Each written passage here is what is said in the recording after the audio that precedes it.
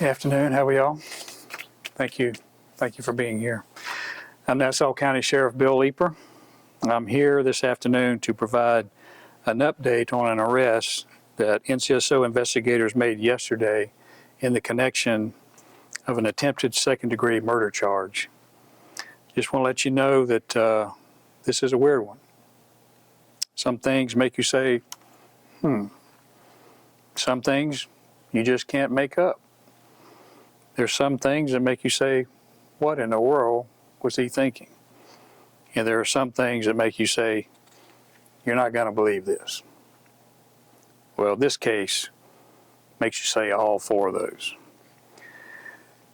What makes this incident particularly noteworthy is that it originated from an online altercation. The suspect flew from Newark, New Jersey to Florida, apparently to confront the victim in person. At approximately 2 a.m. yesterday, our deputies responded to a call at a residence in Fernandina Beach regarding a physical altercation between two individuals. Upon arrival, they discovered a significant amount of blood in the entryway of the home and the victim's bedroom. The victim's stepfather reported being awakened by screams for help. When he went to see what was going on, he found his stepson on the ground, struggling with the attacker who was in possession of a hammer. The suspect was identified as 20-year-old Edward Coe Kang, and this is his picture.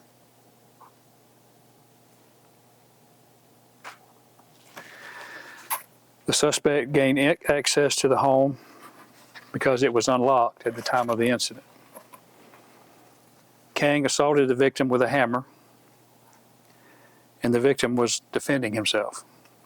The victim and the stepfather managed to disarm Kang and restrain him until our deputies arrived on scene. As of this moment, the suspect, Kang, is not cooperating with our investigation, which is not surprising, and has requested legal counsel. Our investigation revealed that the victim and Kang had never met in person, but were acquainted through an online video game called ArcheAge. That's ArcheAge. This is a fantasy-based, massively multiplayer online game, or an MMO, where players interact in an immersive virtual world similar to World of Warcraft.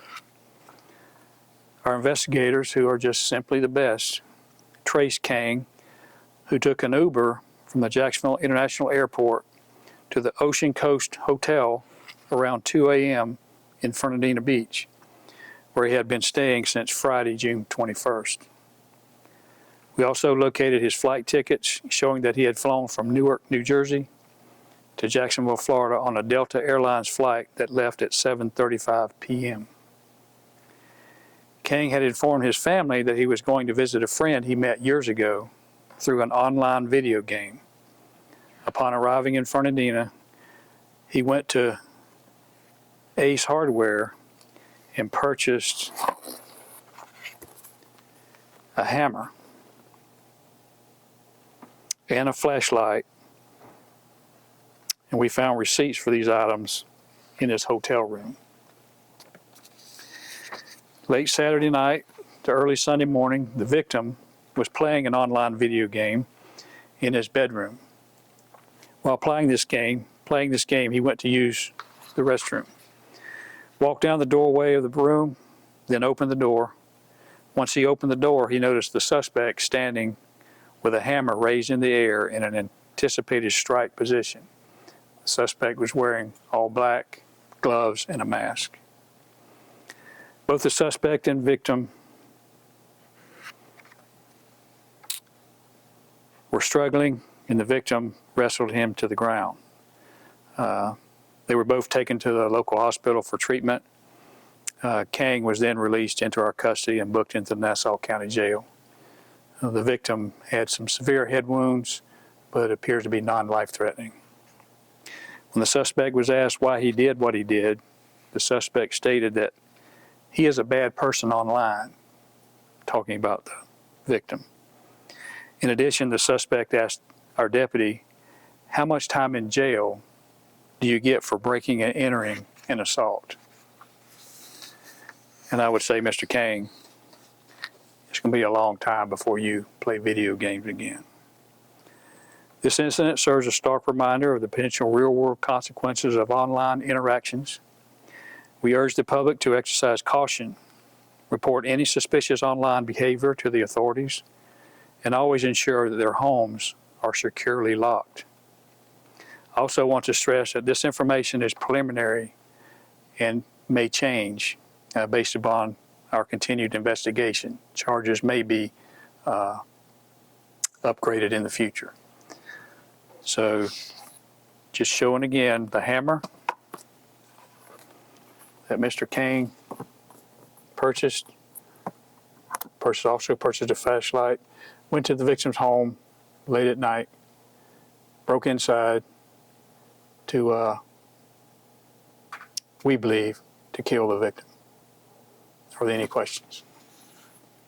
Sheriff, just to make sure I understand the timeline correctly, 2 a.m.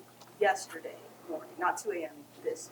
Sunday morning, we got the information. We were called to the victim's residence.